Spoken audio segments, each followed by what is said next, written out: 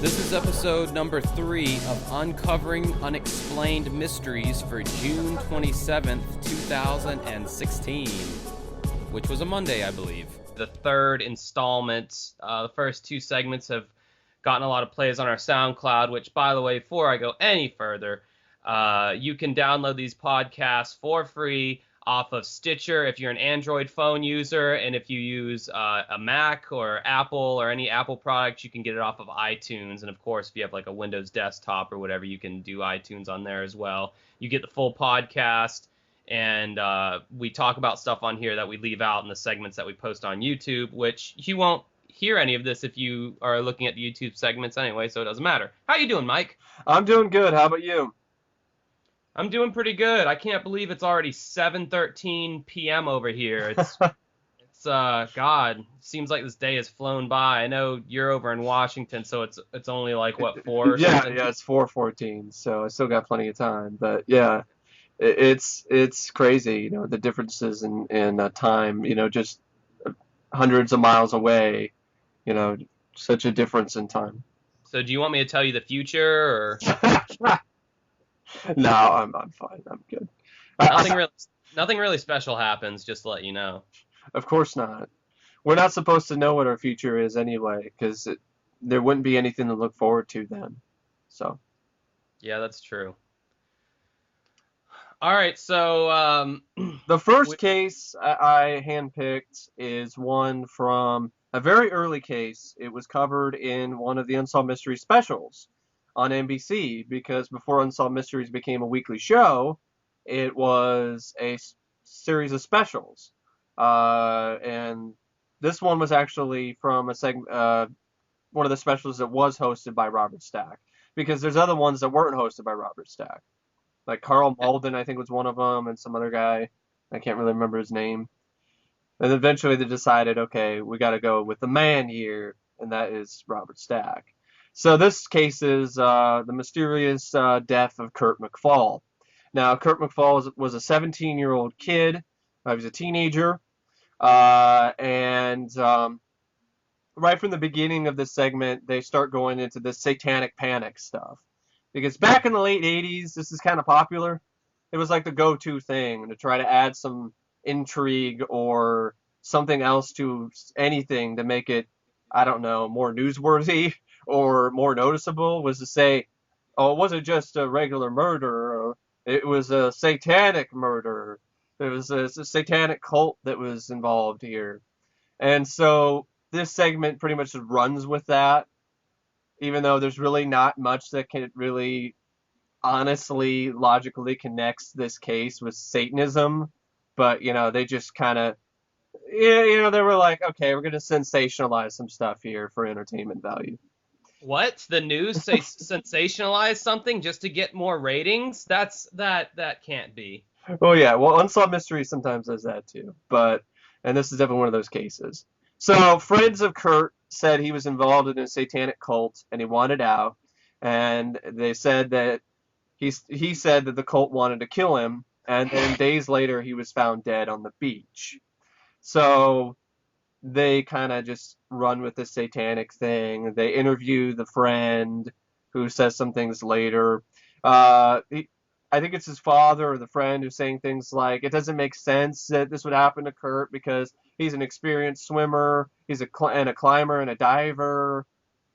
But then I'm like, he went for a swim at 3 a.m. in the ocean.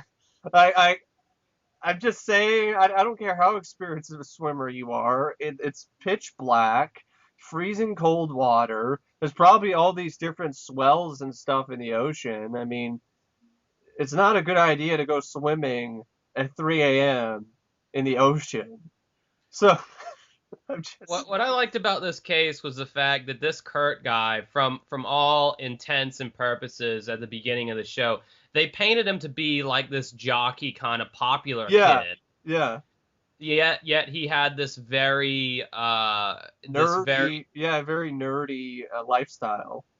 Yeah, almost like this kind of double life, as they say in the segment, with the occult. He was fascinated with the game Dungeons and Dragons. He got into it when he was Yeah, 10 years because old. Dungeons and Dragons is evil. We have to throw that in there, because there was a case, I think, around this time where they tried to equate Dungeons and Dragons with why this kid or something did some crazy shit, and he would like playing that game, so that's why he did these things, because he was Well, corrupted. And then that became a TV movie starring Tom Hanks called oh wow. Mazes and Monsters. Wow. You know what's funny is like before they could pin video game violence on shootings, Yeah. they had to go to board games because yeah, that was the more primitive blaming of something Well, else it deals before with the video game. occult and magic, and that's evil, and that's automatically the work of the devil, don't you know? Man, Mike, it sounds like you have a dog in this fight for Dungeons and Dragons or something. Well, not really. I just I've just watched stuff old like propaganda sort of videos back in the 80s that were kind of as funny. as Where you're literally, where the I religious Christian people are making videos saying how evil Dungeons and Dragons is, and I literally uh, hear you hiding your 12-sided dice right now. I played it once with my friends. I That's was holding it it. for a friend, Dad. That's not my D&D set. I was just holding it for a friend. I promise. No, it was just once, one time, and I was just, it was just, they were just making shit up, and it was just kind of boring to me. And I was like, let's just go back to playing Halo. I'd rather play some more Halo. I mean, it's like anything else, if you have something that's widely popular, there's going to be a few people that get into it who are mentally unstable Yeah, and they're going to use they that. literally think that they're the dungeon master. Yeah, and that's going to be the catalyst that abates their insanity. It's Yeah. not the thing that caused their insanity, So Kurt's dad, he gets an anonymous telephone call, which I think was from one of Kurt's friends. And because of this, because he's saying about, oh, Kurt has changed, he's involved in some satanic religious cult thing, you need to do something about it. So Kurt goes in and searches his son's room. And this part really stood out to me. He finds a deer's hoof, a knife made out of a deer's hoof, a necklace of feathers and bones and shit. And that's like pretty like innocent. But then he finds drawings of witchcraft and violent fantasies, which is that really does make me, kind of question some things. It's definitely puzzling. And but I also thought it was kind of unintentionally hilarious. The drawings that they showed, they looked like they were done by like a 5-year-old. Like it was really bad. It was just somebody take like a pencil and just draw what looks like maybe somebody chained up or something, and then like cut down the middle or something.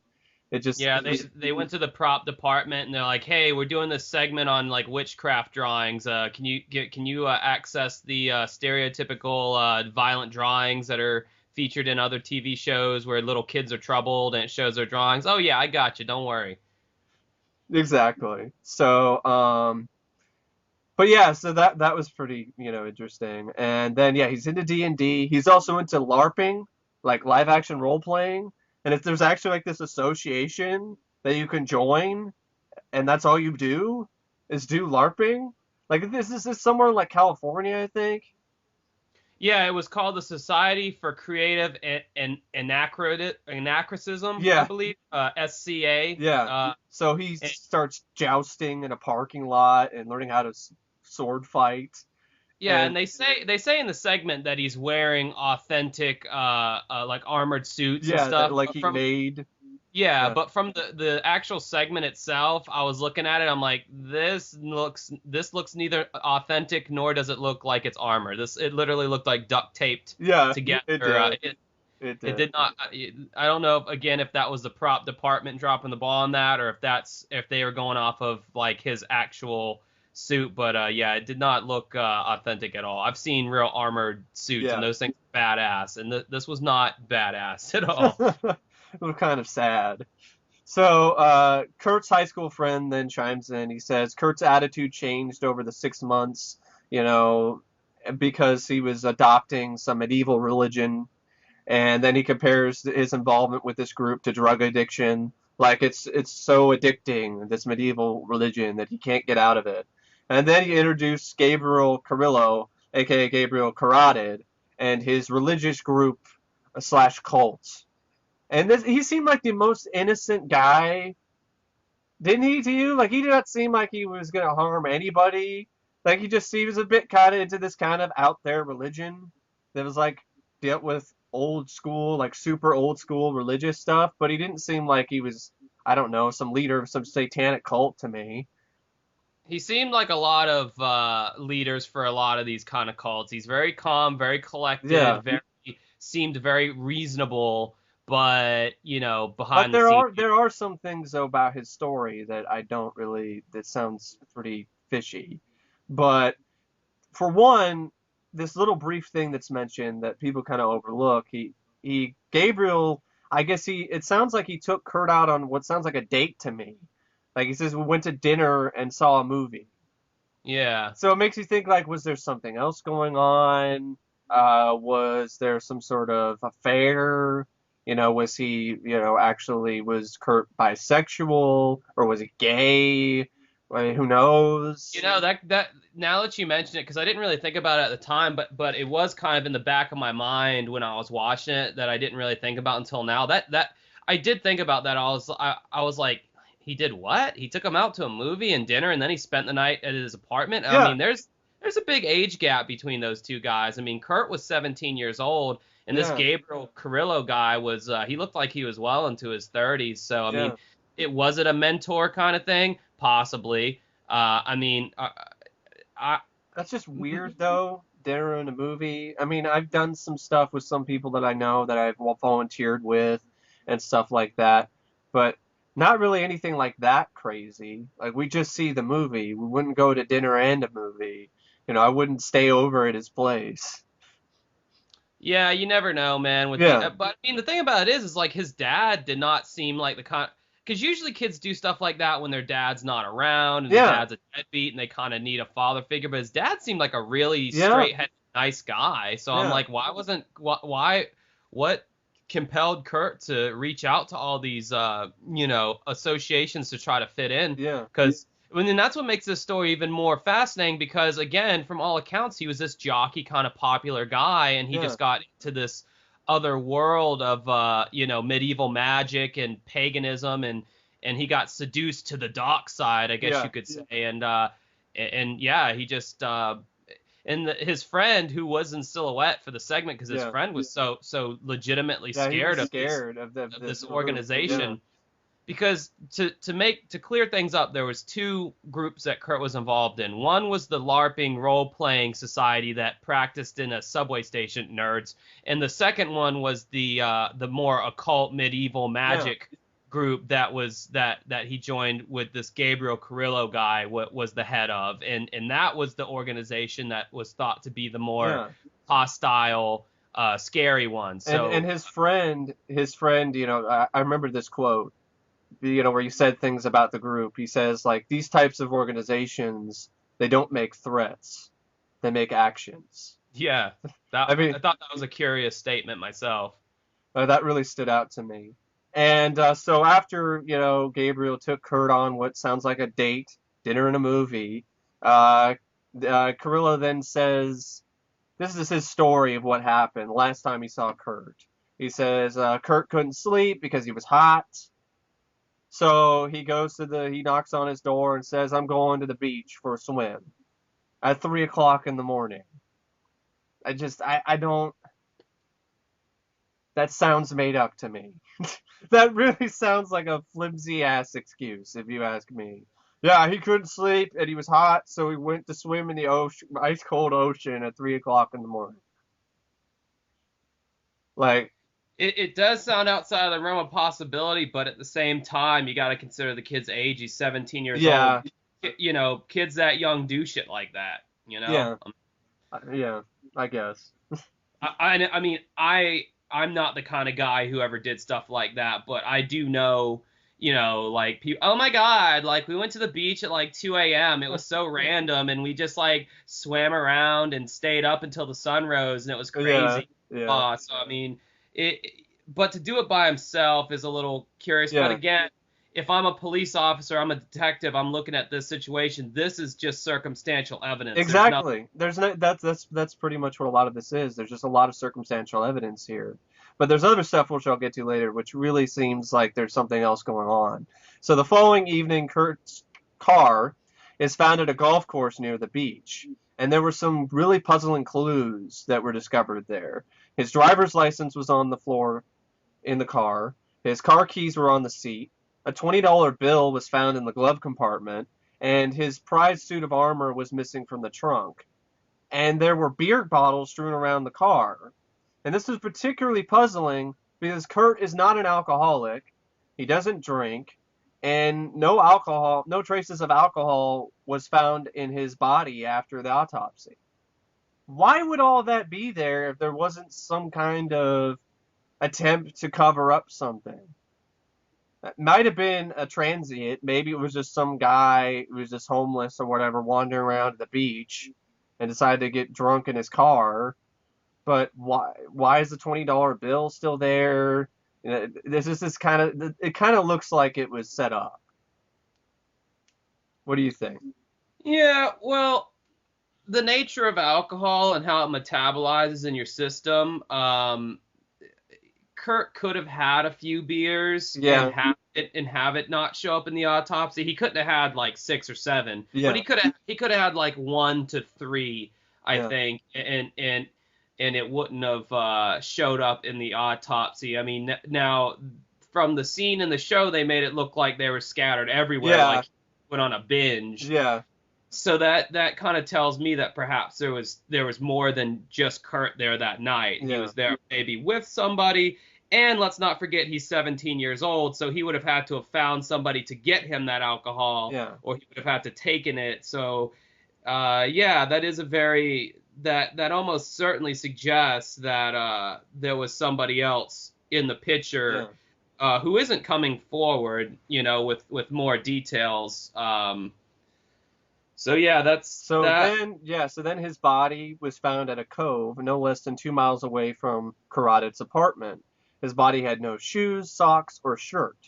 His body was also scored with cuts and abrasions, and his belt had no buckle. That was kind of curious too. Like, okay, would the ocean do all of that? Or it just seems really specific for the ocean to do all of that. Or just that's what happened when he fell off a cliff. But again, not impossible. Not impossible. That's the thing Yeah. here is like it's all circumstantial. Yeah. Is it likely? I mean, I've seen segments on Unsolved Mysteries where a lot more unlikely shit happened and they were still like, well, we can't say for sure. Yeah. So to the cops in San Francisco where they have all these different cases going on, they're looking at this and they're like, look, we don't have a lot to go on. There's nothing that's sticking out. It seems like they kind of put it on the back burner a little bit. And in the case of suicides, they are cops are a lot more, unless there's just something sticking out that just really just does not make sense. Cops, it almost becomes open and shut case in a lot of senses with these kind of things. And it's almost like that's how they treated it this time as well, as it's just like an open and shut kind of thing. But his dad didn't really, obviously, as most parents, he didn't want to accept that. I mean, there was a theory that he died falling off the cliff. The coroner says that he died of acute loss of blood and from internal injuries. The coroner also said drowning doesn't really make sense because of the cuts and abrasions that were found on his body. Kurt's father, because he doesn't believe all of this, decides to go to this coroner himself, and the coroner says that the most plausible cause of death is homicide, but he did not have enough evidence to mark it as such, so he labeled it as an unknown death. And then there came the theories that Carotid's cult and religious group killed Kurt because he tried to expose the group. But once again, that's just circumstantial evidence. Yeah, and to kill somebody over information that they might have about a group. I mean, this is we're talking mob activity. We're talking drug rings. We're talking shit that's going to interfere with someone's illegal money. That's usually when people care about something enough to kill somebody else. Yeah. Over exposing some kind of big business loophole that they've been taking It seemed advantage like of. a pretty small group to me, from what was shown in the segment. It seemed like a pretty small, rinky-dink, group that was into practicing medieval religion. It really doesn't sound like they're really that powerful, but who knows?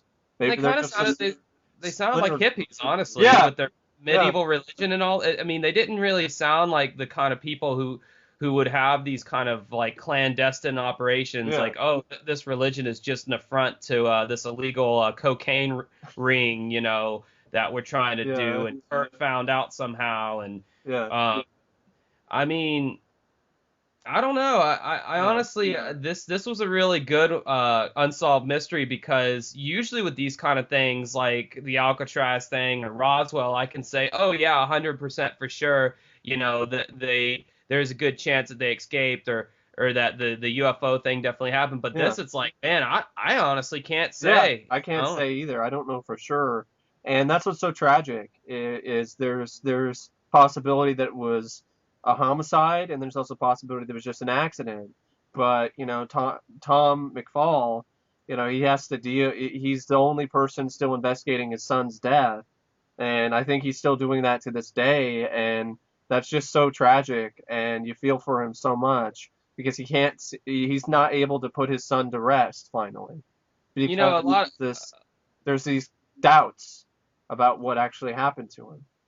A lot of times with these kind of cases, there's this old saying, I think, in the for detectives, the simplest explanation is often the most accurate. And I mean, who knows? Maybe he went out to this beach, and we don't know what's going on in this kid's mind. Maybe he saw a golf course and he's like, oh, I'm gonna drive up there, and maybe he maybe he had a connection that got him some alcohol. Yeah. His dad said, ew, he's not much of a drinker, but maybe he threw back a few beers, and whoops, he accidentally fell off the cliff, and it was just a simple, yeah, stupid thing, and maybe the cops felt that was the most logical explanation. That could be it too.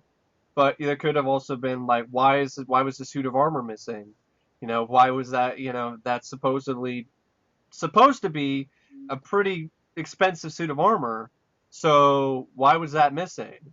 So that's the kind of stuff that keeps you going back to maybe it was a homicide, or maybe it was a robbery or something, that wasn't just an accident.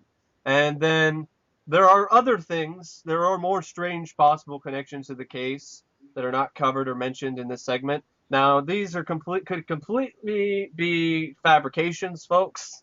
These are stuff that I found on message boards, so I have no idea about what the validity of these are. I just thought they were kind of interesting because they were supposedly from people who were friends with Kurt, or people who knew Kurt, or knew some extra stuff about what kind of happened. So here's one on the possibility of there being more than one death or murder at Land's End. This person says, I don't remember that one. I don't remember the Kurt McFall case, but I wish there was a record of all the people who were murdered or disappeared out there for the last 30 years, because there will be something like at least 50 or 60. There were quite a few murders out there in the 80s. I very much remember the attractive woman who was murdered out there in the 80s, who was slashed about 90 times and who was screaming her head off, but no one came to help her, though a number of people heard her. I remember that because I had strolled by that exact spot she was murdered not 1 hour before it happened. The murderer was never caught. I sort of remember another murder near there just a few years later. That murderer was never caught either. I also remember the time a couple of people rushed up to me excitedly, which startled me so much, I quickly backtracked and picked up a stone in case I had to fight. They were looking for a high school principal from Oakland who had disappeared. He was never found. And of course, everyone remembers the woman in the mid-90s who got quite a bit of publicity when she disappeared out there and was never heard from again. There's a number of homeless people who live out there too, and no one knows what goes on in their minds either. I know that one homeless guy once told me that if he ever got an opportunity, he would cut any park ranger's throat. And he says it's not really a safe world anywhere. Anyone could be next. Ooh.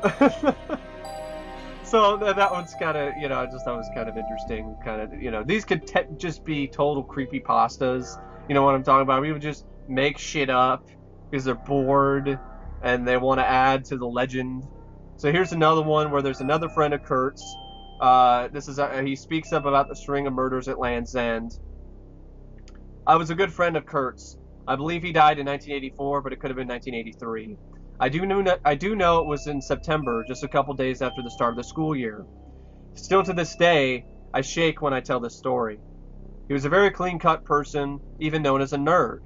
I hadn't seen him all summer, and the first day of school, a friend of mine had seen him, and he was dressed differently, and he had longer hair. It was just so unlike him.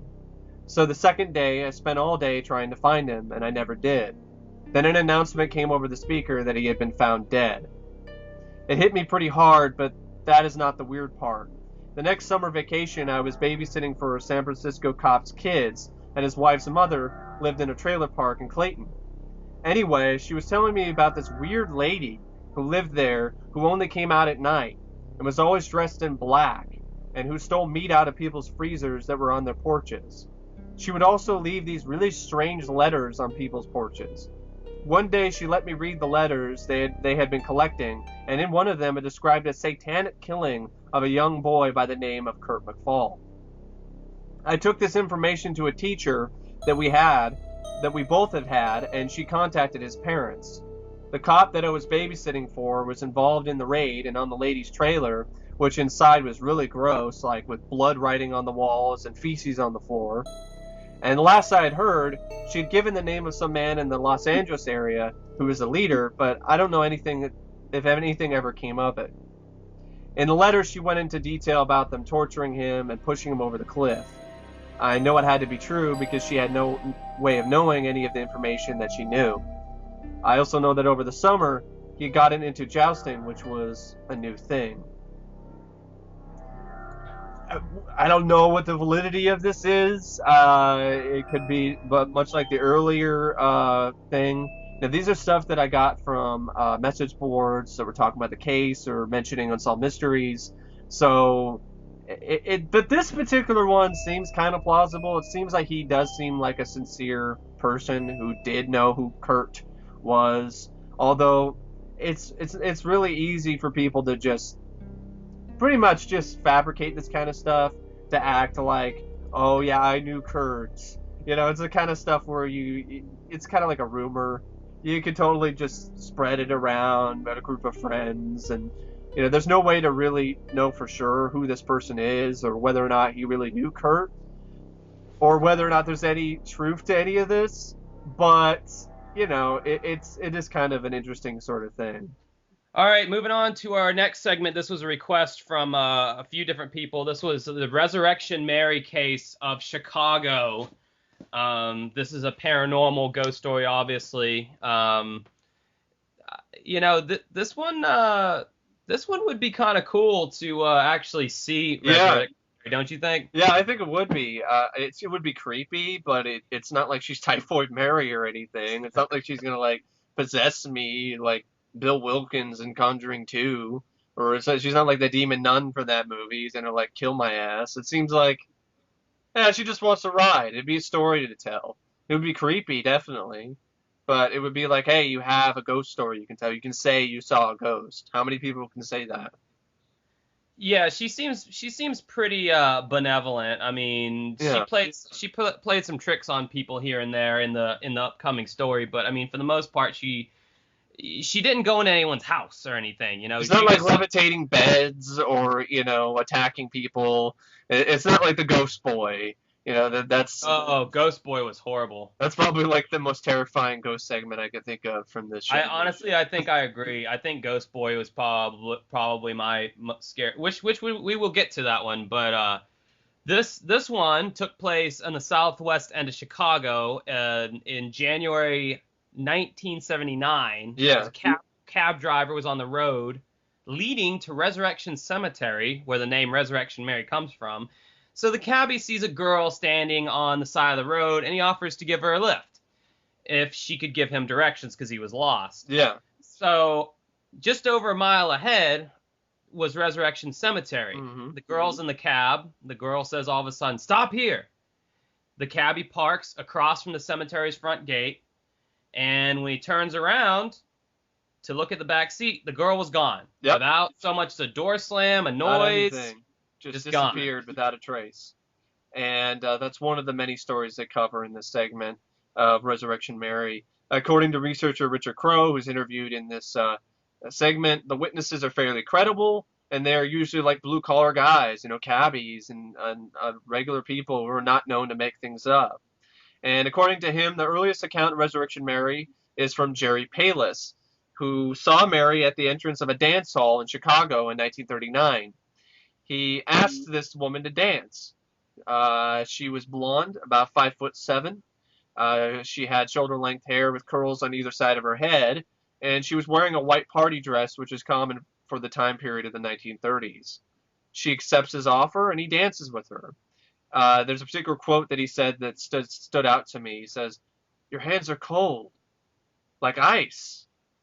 Must be because you have a warm heart." Which I thought was kind of a funny line. It's Yeah. like, no, wouldn't that mean the exact opposite? Yeah. That no blood is flowing from her heart? That's why her hands are cold, dipshit? Exactly. So Jerry, gives Mary a ride in his car.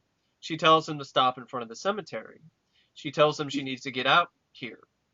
He was puzzled about this, but okay, he's all right, I'll do that. But he was puzzled because you told me your house, you lived back over somewhere else, like not the cemetery. But she tells him to wait for her. She gets out, tells him wait, and then she disappears without a trace right in front of his eyes. And you know this Jerry guy. He was thinking to himself when she's like, "Yeah, I don't want to go home. Let's go to the cemetery." He was thinking, "Oh yeah, baby, I see where this is going. I got me a freaky little goth chick here. We're gonna do it in the cemetery." Yeah. And then when she disappears, it's like, "Oh, cock block much? Jeez." It'll leave me with blue balls. That's the most chilling thing about it. Leaves him with blue balls over there. Yeah, his balls were icy after that. Yeah, I swear to God, I think if girls could just disappear on me like that after a bad date, I feel like that's definitely something they would do if they had the ability. Yeah. She's like, I don't like you. They're just sitting with me at the cafe, and they're like, "Yeah," I make some weird comment, and they're like, "Yeah, I'm not really feeling this," and then they just dissolve into the ether. I'm like, son of a bitch. Not again. It's like the third time this week. And what was funny is after that incident happened to him, so this chick just disappears in front of the gates of the graveyard. Robert Stack was like, Jerry was willing to forgive one unexplainable experience, so the next day he went blah blah blah, and I'm like, why would he forgive that? It's like he's like, okay, there you are in front of me, a material person seeming. And then you disappear. I would check myself into a psych ward. I wouldn't go to sleep that night. I'd be like, dude, that typically doesn't happen in real life. I know ever. I'm not drunk. So, yeah. Or I didn't take any drugs. So at least I don't think I did. So that's why let somebody slip some drugs in my drink. So during the dance, he was able to get some information from her about where she lived and all that. And the next day he goes to Damon Avenue, which is where she said she lived. He found the house without much trouble, and before he could even knock, the door swung open. Yeah. And he said he was looking for Mary. And the lady, who's an obvious German immigrant in the episode, she's like, the lady there said, "There's nobody here by that name." And then at this point, the guy sees past the lady into her house, and he sees a picture of Mary on the stand or whatever on TV. And he goes, "Oh, that's the girl. That's the girl that I'm looking for." And then the mom says, "No, that's not possible. That's my daughter, and she's been dead for 5 years." And at that point, being a former mortician, Jerry realized, oh, that's why the girl was so cold. It was the touch of a cord. Yeah. Yeah, that was a pretty chilling moment. Imagine that realization. But he should have had that realization to begin with. It's like, why is her hand so cold? This feels very familiar. that would have been weird, but knowing guys, especially like horn dogs like this guy sounded like, he was probably like, whatever, I'll still hit it. I'll dabble in some necrophilia. Yeah. Hey, that's exactly what I'm into. This is a perfect combo. So years later, Richard Crowe learned that the ghost was the restless spirit of a young woman named Mary Brigoli. Mary had been killed in a traffic accident one Saturday night in 1934, a month before her 21st birthday. She was laid to rest in Resurrection Cemetery in her favorite gown. And over the years, Mary has been seen time and time again in dance clubs and taxis or strolling around the cemetery, looking for someone to take her home. And in 1980, Claire Rudnicki and her friends and her family were driving near the cemetery. She saw a young girl walking. She says she was bright, very bright, like illuminating. She realized it was Resurrection Mary. This made her stomach churn. And they then went back to see her again, and she was gone. And in October of 1989, another witness, Janet, and another friend were near Resurrection Cemetery. And what appeared to be a young woman ran in front of her car. And she thought she hit this woman. She knew that she had hit her head on, but there was no impact. Nothing. It's as if she had hit thin air. Like that one, that would be pretty scary. Because right off the bat, you're already terrified because, oh my God, I hit somebody. You're like, that's scary enough as it is. And then you have the sudden realization that there's no impact here. I swear to God, I saw this woman. I know I hit her, and then like there's no evidence of anything. There's no impact. And then you think you're crazy, and then you tell other people, and they're like, "Yeah, sure, yeah." And then the friends who you tell a story to, they go, "Wait a second, don't you drive a Prius?" And oh yeah, you're right. That's why there wasn't any impact. Okay. No, all joking aside, though, probably the freakiest part, because I obviously I remember the story from being a kid watching on Lifetime or whatever, and the 1980 story where Claire, her husband, some friends were driving down the street and they just saw a girl in a bright gown walking down the side of the road.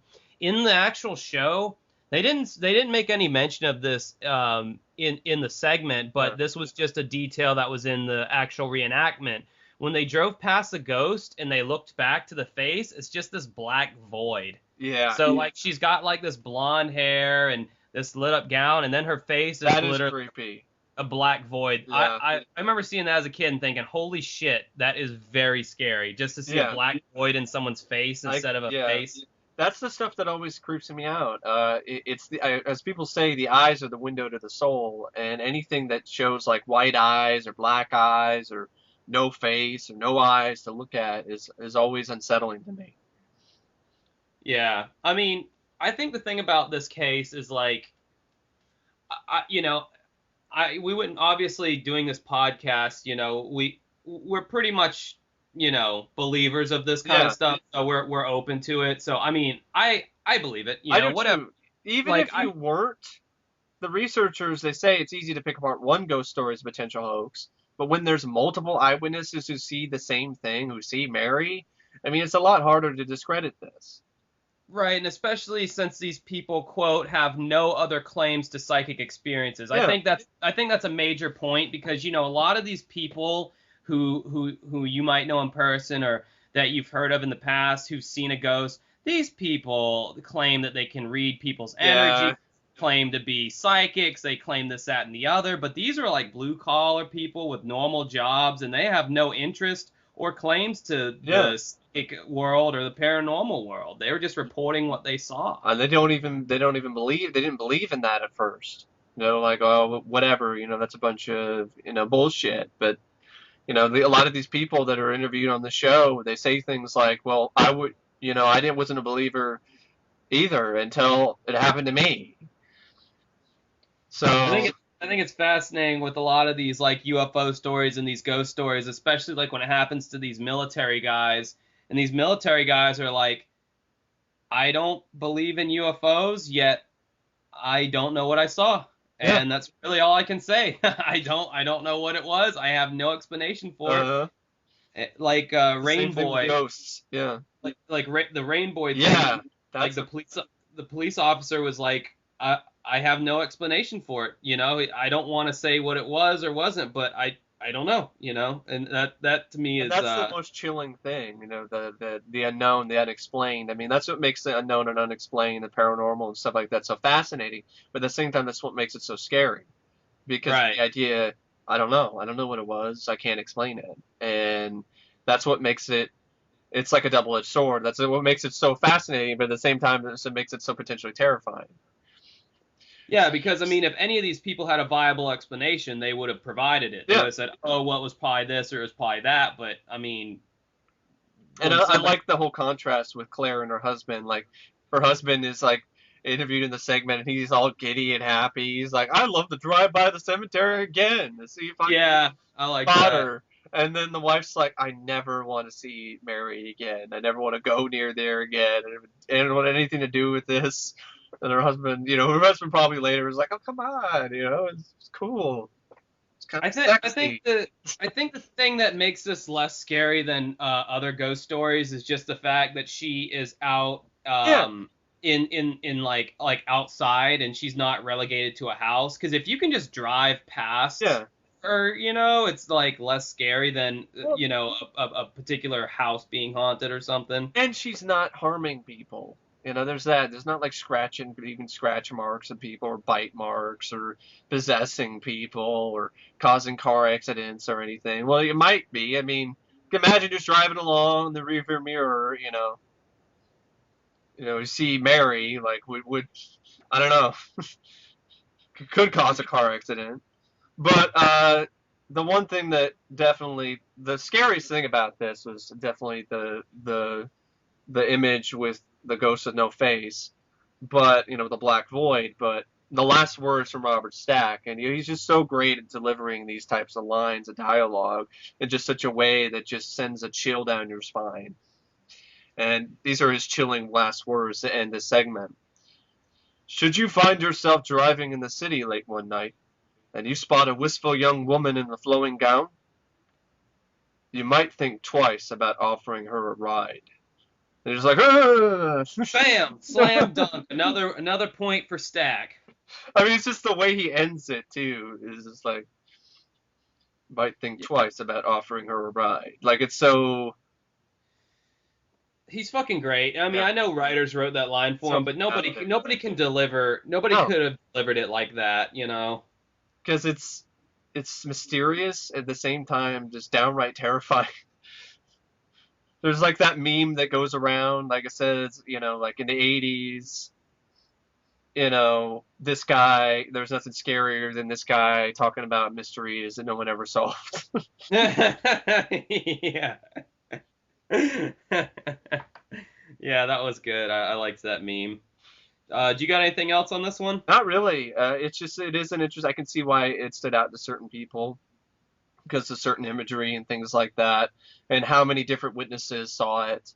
And it does stand out because it is one of the more benevolent sort of ghosts. It's not really a ghost. It's like, I'm gonna, like the Tallman house, like, you're going to die. Oh my It's something God, like what a that. contrast. I know. It's just like, give me a ride. And then, all Cancel. right. And then stop here at the cemetery. All right, bye. And then, where did she go? Oh, I think I just saw a ghost. Cool, I guess. I don't know if everybody's able to sleep tonight, but I don't think she's a banshee or anything. All right, moving on to our next segment outside of the paranormal. This is an icon known as the King of Rock, the King, baby. Elvis's Last Night Alive. This was an Unsolved Mysteries segment that I always personally found interesting, probably because I'm a musician and I just find rock stars and the whole lore of being popular in the public eye fascinating, especially how it tears you apart and most people never last when you're at that pinnacle of success. And this is basically exploring two sides of Elvis's death. Did he die from a heart attack or of natural causes, or did he commit suicide? Yeah. Because the first reports that came out said that he had died of a heart attack, and then later it was said that he died of an overdose. And then he has some of his beloved, friends and family come in and are interviewed in this segment. His stepbrother is one of the main ones, and he says he believes that Elvis committed suicide. And either way, however Elvis died, he still died on the toilet. I mean, just think about how embarrassing that is. Like, for Yeah, the king of rock and roll, you don't think he'd die on a different throne, not the porcelain kind.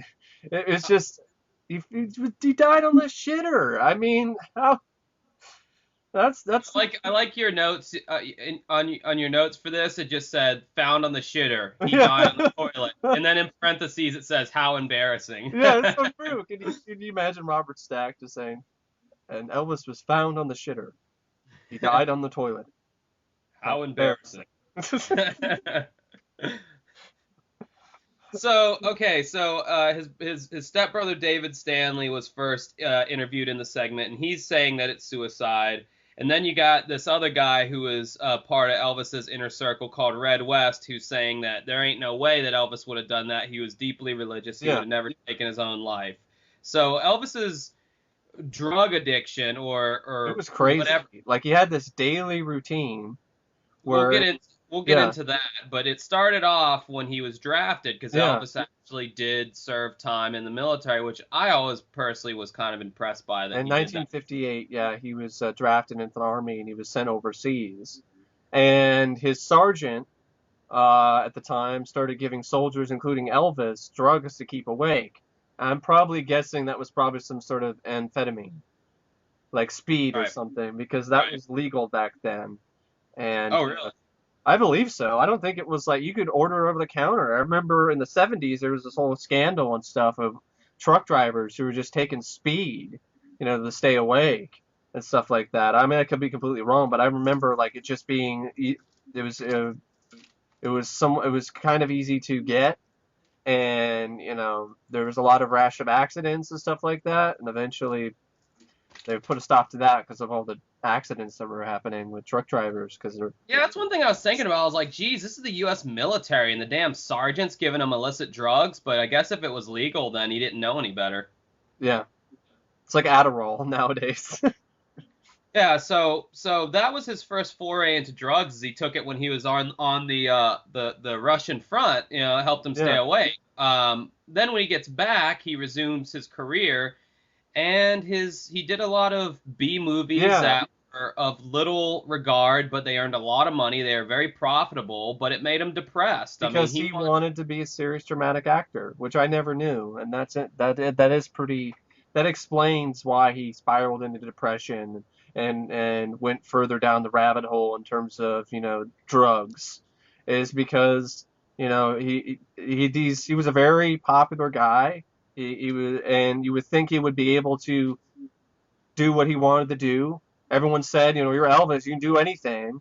And he really wanted to be a serious actor, and his producers were like, no, we don't want you to do that because there isn't any money in that.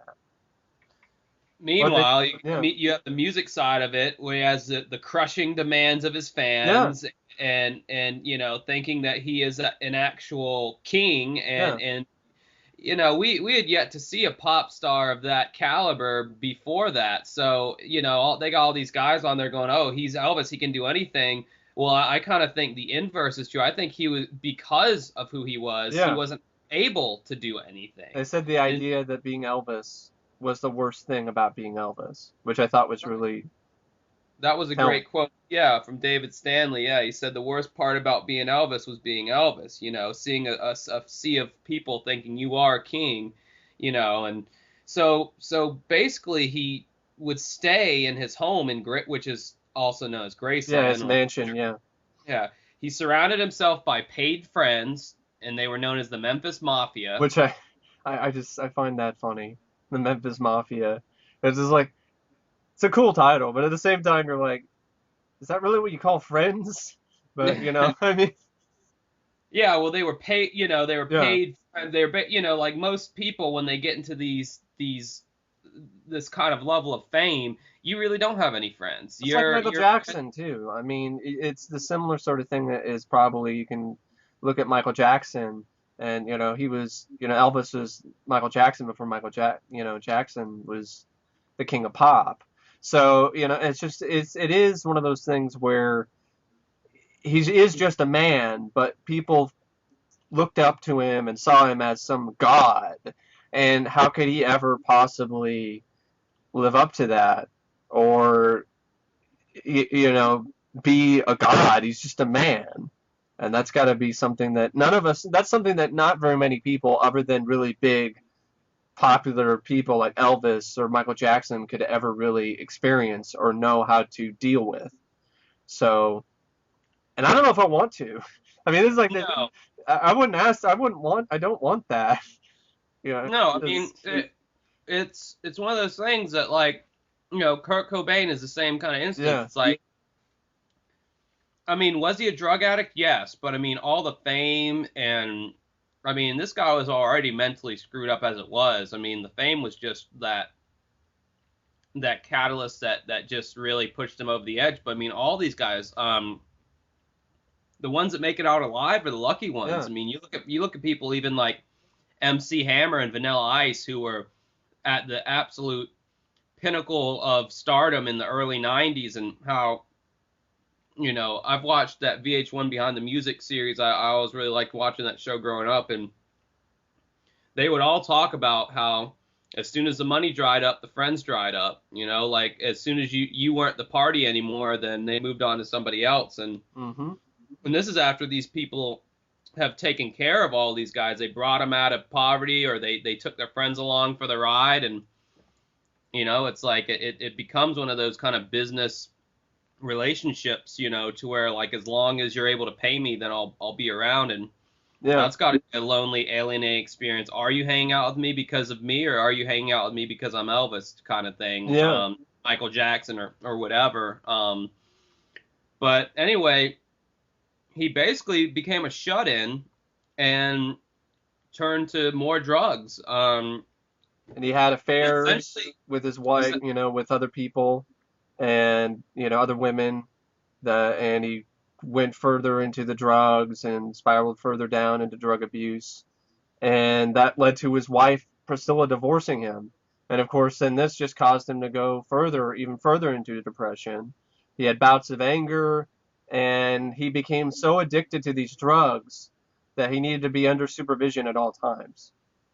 Right, and that's when the group of men known as the Lifers came into play, and these were a group of people who played into Elvis's every need. Elvis needed to be woken up at a certain time. Elvis needed to be fed his cheeseburgers and his French fries. Elvis needed his drugs. That's what these guys would provide, and they would provide it in what were known. This is what I thought was most fascinating.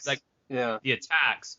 So basically, Elvis would be in his bed, and attack 1, 2, and 3. They all consist of the same thing, and these were drugs such as Valium, Denbutal, Quaaludes, Seconal, Demerol. I mean, like, the amount of drugs this guy was taking. So, like, attack 1, for instance, would be like 11 sleeping pills, 3 shots of Demerol.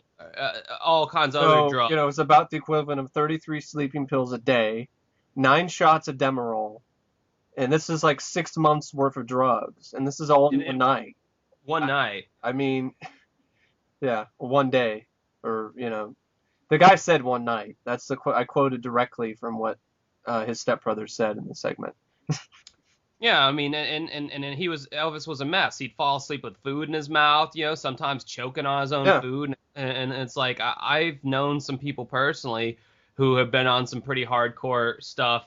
They need it for pain or whatever, so it's not like they're a drug addict per se, but I know that experience all too well, of someone that you care about falling asleep with food in their mouth, and that's, you're constantly on edge about that, because it's like, well, they could choke at any time, and I mean, that's why these guys were around, to like wake them up in case this was happening. And that's definitely sad. That's a side of Elvis that his fans probably wouldn't even think of, let alone want to believe. Right, and And this was the innocent, this was the innocent, like 70s when this was kind of going yeah, on. Maybe not innocent, but the fans of Elvis probably were more on the innocent side in their thinking, so they were like, oh well, he's, the American poster child. And this was before Instagram, social media, YouTube, yeah. all that shit. So there was no way to get any information on him, even if you wanted it. He could control his public image Yeah. a lot better than they can nowadays with the paparazzi and all that. So his friends and family, they tried to intervene and get Elvis to stop taking these drugs, but he wouldn't have any of it. In fact, he actually pointed a gun, I think, at his stepbrother. But his stepbrother's like, I knew he wouldn't shoot me, but it was still something that was, still was probably pretty terrifying. Right. And That's he that's when said he he would not realized. stop. Yeah, he realized that, this guy's got a big drug problem. If I'm trying to talk him out of doing drugs and he's gonna hold a gun in my face and say, essentially fuck off, get off my case, I need Yeah. these drugs. It's like, whoa, okay, we got us a problem here. Now, I mean, And yeah, all this was further compounded by the fact that despite the millions of dollars that he had made over the years, he was short of money. He was overweight. He was now impotent as well. He was supposed to be this rock god, and he's impotent. I mean, that's the complete opposite of the image that, people looked at him as. He was considered a sex symbol to a lot of people. With the gyrating hips and stuff like that back in the day when that was risque, you mhm. know, and he's impotent. That's got to be a huge blow to his ego and to his psyche. And they were his producers and promoters are trying to get him to do a new tour and make all this money. He was not looking forward to a new tour. He was at his lowest point. And then his former employees of his were about ready to publish a book that exposed this secret life of taking drugs and being in poor health called Elvis, What Happened? And this terrified him, that his clean image would be tarnished. Because here he is going out on this tour, overweight, looking like shit, Yeah. with the knowledge of what this book contained, and it's like the fans are gonna know. The fans are gonna know everything, and he was in a dark place, and it pushed him even downhill even more. And he'd have these moments: is it worth going on? Do I Yeah. even want to live another day? And the last time Elvis's stepbrother saw him, he said goodbye. He said this with tears in his eyes, and he said that I love you, but you will never see me again. The next time you see me, it will be in a higher place and in a different plane. And that's stepbrother David Stanley, the one who is making the accusation of suicide. Mhm. So that even more backed up kind of his feelings Yeah. about what happened. So here's on Elvis's last day. These were kind of curious things that happened. He ignored his usual late night feast, and he was given his 3 attack envelopes, but he left the drugs completely untouched. He went to the bathroom to read around 9:30 in the morning, and then Elvis's body was found a few hours later, dead. His stepbrother then finds all 3 of the attack envelopes separately strewn on the ground, and he believes that Elvis took all 3 at once and killed himself. But there's this doctor named Kevin Merrigan who studied the coroner's toxicology report, and he comes to the conclusion that Elvis died of severe cardiovascular disease, not by a drug overdose. But Now, one thing I'd like to interject here, these shows like Unsolved Mysteries, any kind of documentaries you see, this is a common practice. They'll go out and they will find an opposing opinion. Yeah. They will hire somebody or pay somebody to come on the show who is in an unofficial capacity and give their professional opinion. This Yeah. guy was a clinical toxicologist, and he studied the public autopsy report, and he said, oh yeah, no, I didn't see it, But there's so many instances, there was a documentary on Kurt Cobain's death, and they're basically trying to say that Courtney Love killed Kurt Cobain. Yeah, Or that documentary. Yeah. set into motion. And they had they had a guy on there, a crime scene investigator on there. But come to find out from my research that I did, this crime scene investigator, who was supposed to be their main flagship kind of, hey, you know, Courtney Love really did it because listen to this great CSI we have on here. I did some further research, and this guy has been very controversial. He's been on pretty much any program that'll pay him money to kind of give the opposing conspiracy theories point of view. And this was the guy who they had on the show. Now everyone watching this documentary doesn't know that information. They just see this guy who is older and seems to be a seasoned crime scene investigator, and they're like, oh wow, this guy brings up some valid points. But they don't know his leanings towards the conspiracy kind of things, because this guy was involved in the Kennedy assassination case too, and he was one of the championing guys of the grassy knoll theory. So going back to this segment, you know, when they have this clinical toxicologist on here telling that, oh yeah, it was a heart problem or something like that, you know, I just take that and I look at that as like, okay, they need another opinion on this segment, so it's not cut, you know. But so at the same time, he's looking at a public report. He is an expert on toxicology. So I think if you did have some evidence that pertained that, okay, it was a drug thing, then I would think you would see it there. But then again, you know, I don't think there's definitive proof of either. Well, I mean, I'm leaning more towards natural causes at the moment, but it's because of severe drug use over the years and his health and things like that, and stress. Stress does a huge number on people, and I've actually seen people in my family who their health has deteriorated so much because of the stress that they're dealing with, and I've seen people who have clinged on to life long, really way longer than they really had any right doing, considering how severely ill they were. But it's because of their strong will to live that they just dragged it on. But when you're dealing with this type of stress and you're depressed and you're in a dark place, you kind of lose that will. So who knows what that does to the rest of your body? Does it affect if you lose your will to live and you're already in bad health, does that affect, you know, sort of how your body naturally goes through things during the day and stuff like that? I wonder sometimes. That's something you can't really prove. So you can't prove that stress does make certain health problems more prevalent in your life, but you can't really prove, okay, what happens when someone loses their will to live?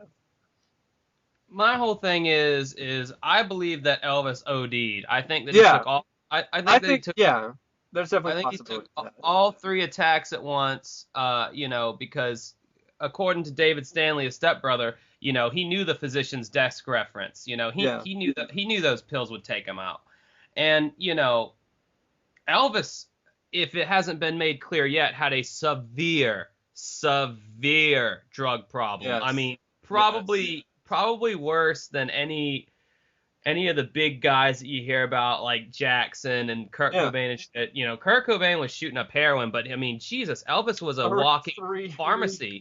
33 sleeping pills, you know, a day, 9 shots of Demerol. Like, even that would cause some severe heart problems, even before he took what. Well, I mean, not only that, but the chemical makeup in your brain of ingesting those many man-made chemicals, the biological shifting. You're not going to be thinking in your right mind. No. I mean, the detox process alone from that much medication would have been months and months of severe detox. And I mean, for him to, I mean, there's just no way you can be clear-headed when you're that fucked up. I mean, good Lord. I mean, and that's another thing with people who commit suicide. Like, if drugs are a factor, I mean, you're not thinking in your right mind, well, you know. Whether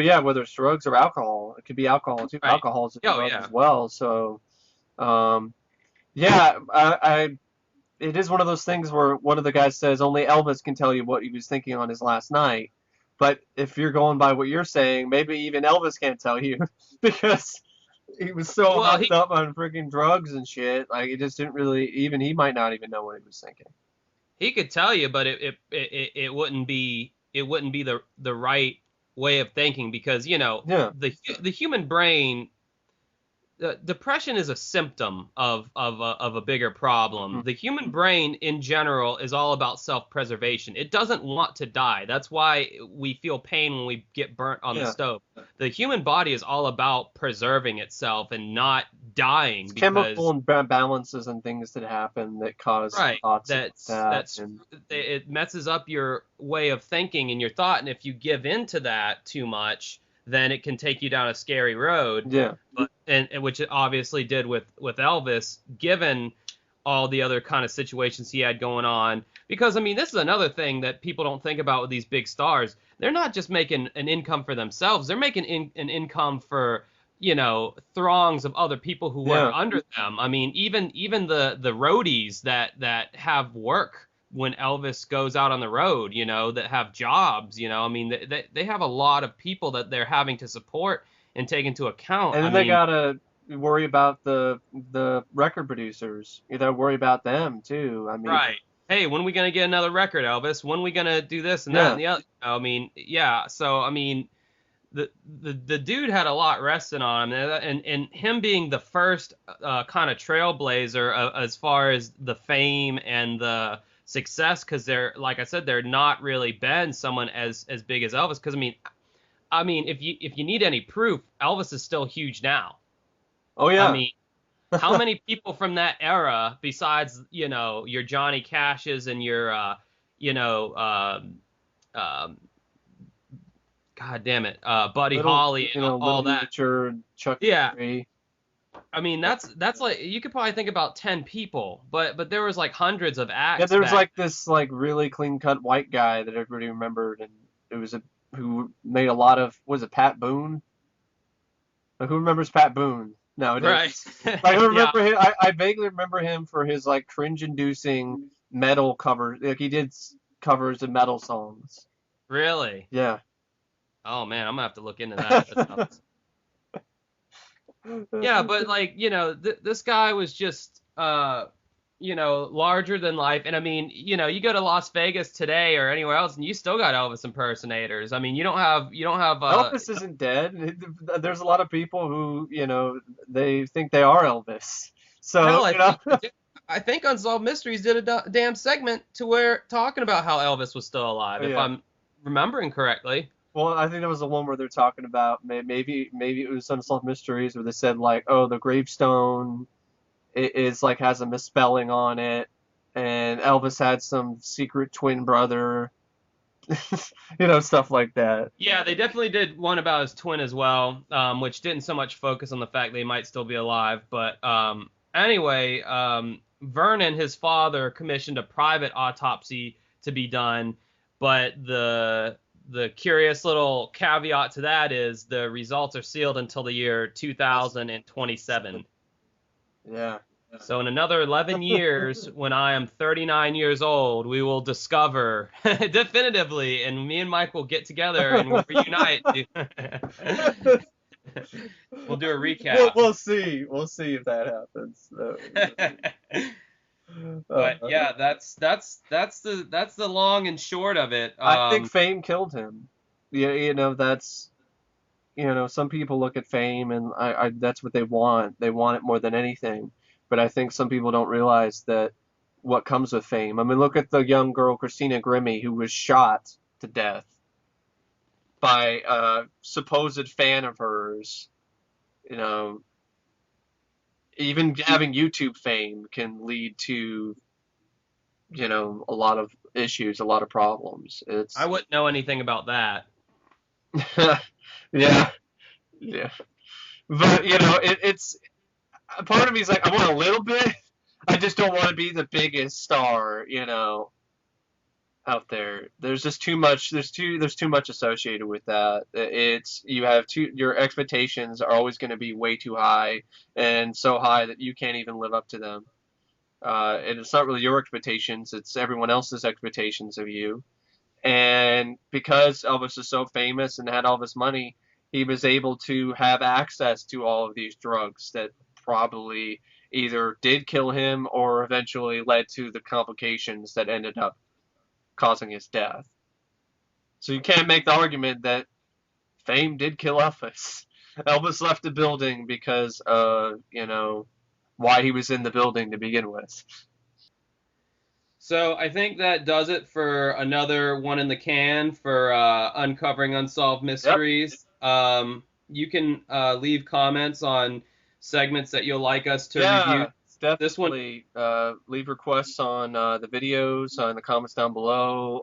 What's that kind of other segments you'd like us to cover, or on SoundCloud or wherever else you're hearing or seeing us. yeah, the SoundCloud's doing really well. We're getting a lot of plays off there, so whoever's listening, I appreciate it. And definitely do. We have fun doing this, and it's always nice to know that people are listening. What I personally want to do with the podcast in the future is I want this to be the all-encompassing Unsolved Mysteries resource for people. So if we find out any current news about the show, or sorry for the abrupt cutout, the music kicked in at that point in the podcast, and had to get rid of it. Sorry folks, but I was pretty much just saying that I was trying to make the podcast a resource for all things mysteries of an unsolved nature, or an unexplained nature I should say. Anyway, have a good night.